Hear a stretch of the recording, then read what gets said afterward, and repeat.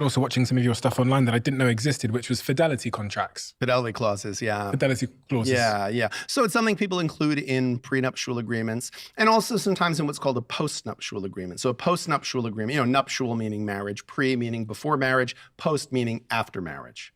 So if you didn't get a prenup, but your marriage, for whatever reason, becomes fragile. Maybe someone learns of an affair, or maybe you're starting to have difficulties with each other, but you don't want a divorce. But you'd like there to be some clarity as to, if we divorce, what will the rules be? You can do something called a postnuptial agreement. Okay. And that would, in the event you divorce, make the divorce a little less acrimonious because you've resolved certain issues. It's basically like the prenup you should have had. Okay.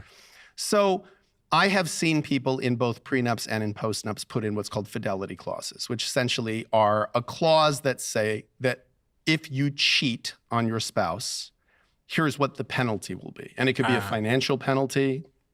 It could have, a support-related context. It could be a percentage of certain ownership rights, things that you have. Are they a good idea from what you've seen? Are they useful in? I think they're a terrible idea. Yeah, from a legal standpoint, they're a terrible idea. For a couple of reasons. One, defining cheating is very tricky. If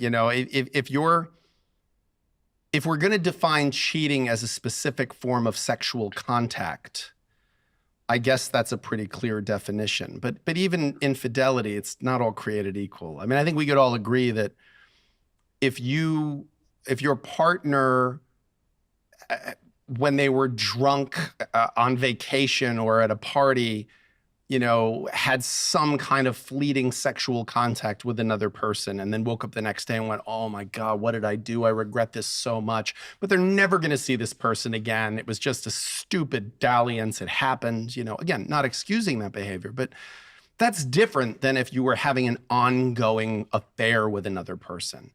Or I think there are probably some people, if they were being honest, if they said, would you rather that your spouse on a drunken night out kissed somebody, or was texting another person 5 times a day for 6 weeks and sharing the most intimate thoughts, and what we call an emotional affair?